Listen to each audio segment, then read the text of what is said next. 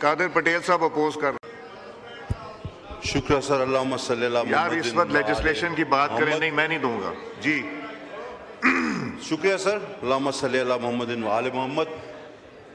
سر میں تو سمجھا تھا کہ آج صرف 12 افراد کو بات کرنے کی اجازت ملے گی، لیکن بہت شکریہ آپ کا. میں صرف یہ بات کرنا چاہوں گا کہ جس بل پر آج ہم بات کر رہے ہیں یہ اس وزیر اعظم نے منظور کیا تھا اور قادیانیوں کو کافر قرار دیا تھا جس کی داڑھی نہیں تھی سر. یہ اس کا کارنامہ تھا، ذوالفقار علی بھٹو کا کارنامہ. اور میں وزیر قانون صاحب سے التماس کروں گا، اور یہ بحث پہلے بھی ہو چکی ہے سر، ہم پتہ نہیں کس طرح آرام سے نیند کی چین سوتے ہیں، ہمیں نہیں پتہ. اسرائیل کے خلاف کوئی بیان اپوزیشن کی طرف سے نہیں آتا، لوگ روز مارے جاتے ہیں، اور ہمیں پتہ ہے کہ قیامت کے روز ہماری پکڑ اس پہ ہونی ہے.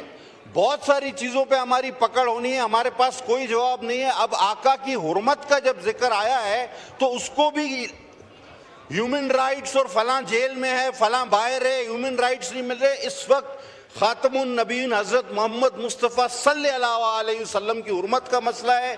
ان کے میں سر اپنی طرف سے ذاتی رائے سمجھ لیں، میں لا منسٹر صاحب سے اپیل کروں گا، دوبارہ میں کہتا ہوں، پہلے بھی کہہ چکا ہوں، ایسا کوئی فلڈ گیٹ نہ کھولیں کہ میرے آقا نامدار کی حرمت پہ کوئی سوال اٹھے. خدا کے واسطے یہ آئیڈیا کنسیو کیا جائے. میں مولانا صاحب کی بات کو فل سپورٹ کرتا ہوں. محمد و آل محمد کی ناموس پر نہ کوئی سودے بازی ہوگی اور نہ کوئی امینڈمنٹ ہم ہونے دیں گے سر. جی. Now I put the motion to the House.